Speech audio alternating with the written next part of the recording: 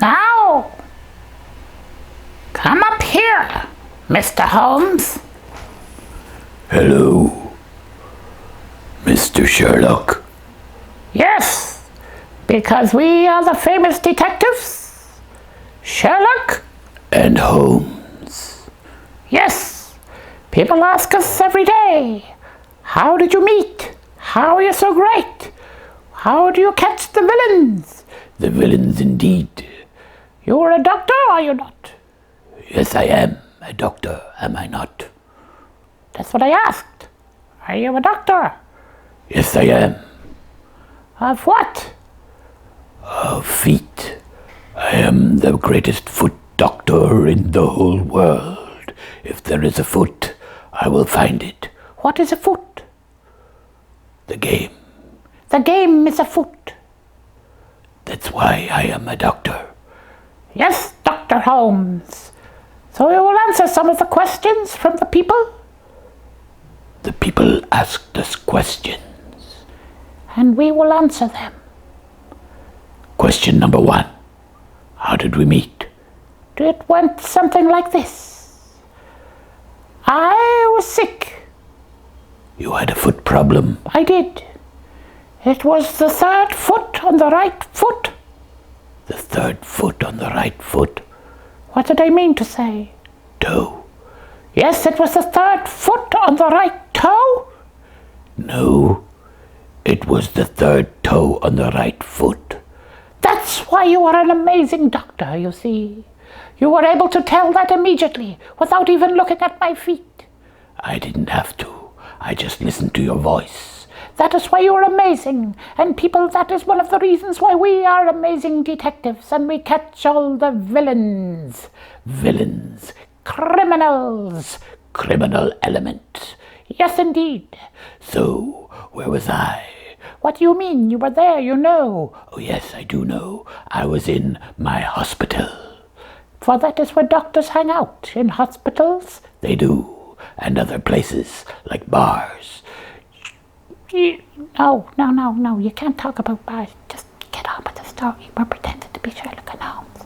Okay, so I was hanging out in the hospital. Yes, and I had a foot problem. To be precise, a toe problem. You're very good at this.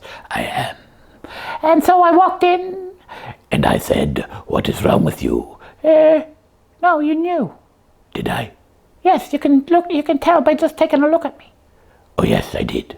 I said, you have a toe problem. And I said, I do. How did you know? Because this is the foot doctor.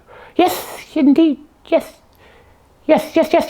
And I said, were you a doctor in the army? And I said, by golly, how did you know that? Well, it is elementary, my dear fellow, because I seen by your haircut that it was cut in Mexico in 2024. And I asked, wow, how did you know that? Because the scissor marks on your hair conduce to the barber who lives on Pierce Street, and he only cuts in that way, and he only cuts army people. So therefore, you got your hair cut in the army, so you were in the army. I was. My goodness, I thought to myself. I'll go over here while you think to yourself. I thought to myself, wow, I am great with toes, and this fellow seems to be great with barbers. I thought we could make a great team. And I was over here thinking of the same thing. I thought, this fellow is great with toes. I am particularly good with barbers. We would make a great team. There would not be a villain in the country who would be safe. Not one. Not two. Not three. Not four. We'll stop at 4. Yes, the 5th one is tough. The 5th one is tough. Because he is... Not yet. That's for episode 3. For now, we will concentrate on the meeting, for the people asked the question. What was the question again? Pretty simple to answer this one. How did you meet? How did we meet? At the hospital with the feet. And the barber? And the barber. You're doing my voice again. Oh yes, I must stop that.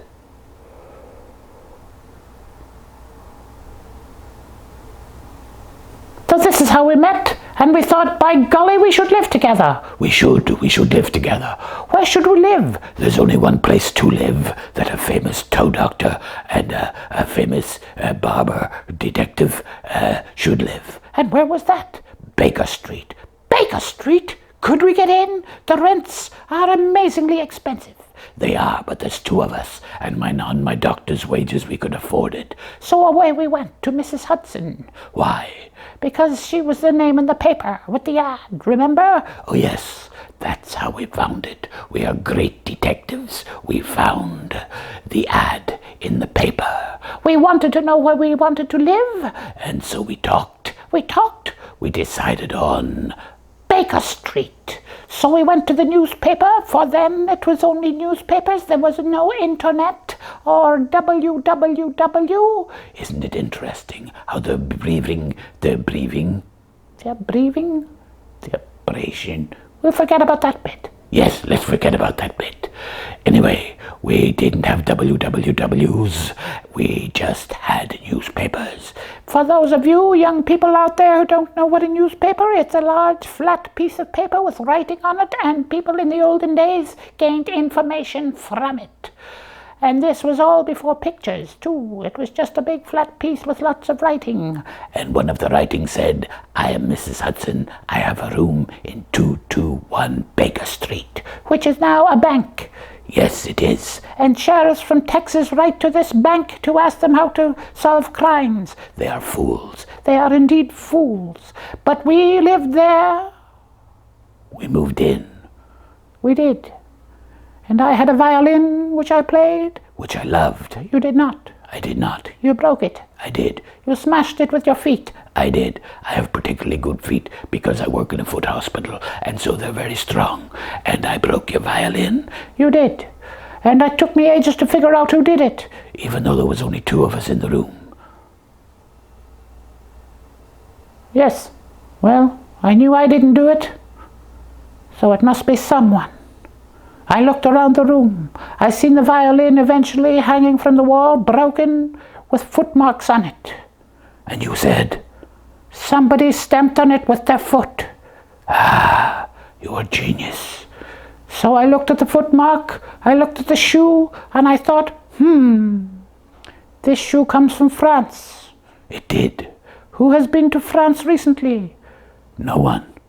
No one. That's right. So it must have came by post.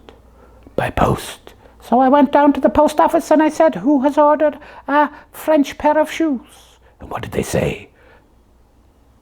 Dr. Holmes. Dun, dun, dun. That, people, was part 1.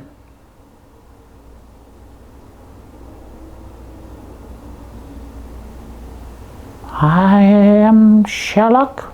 And I am Holmes. Goodbye. Goodbye.